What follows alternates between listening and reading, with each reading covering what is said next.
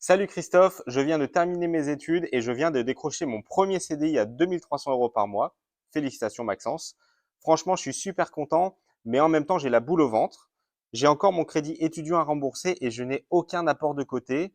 Je dois trouver un appartement, mais je veux pas louer parce que les loyers vont tourner autour de 950 euros par mois. Et rien que d'imaginer ça pendant 5 ans, ça me fait peur. Ça veut dire que je vais jeter 55 000 euros par la fenêtre sans rien construire derrière.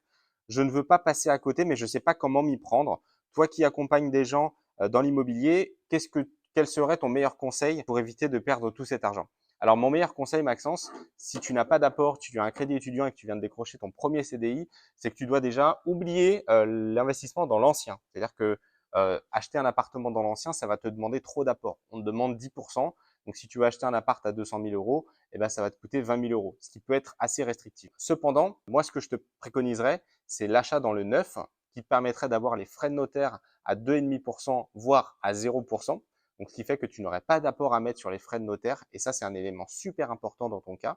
En plus, tu as un crédit conso et ton crédit conso se termine peut-être bientôt. Il faudrait voir parce que dans le neuf, on peut aussi décaler le commencement de ton remboursement de crédit, ce qui te permettra de ne pas cumuler à la fois ta mensualité et ton crédit conso.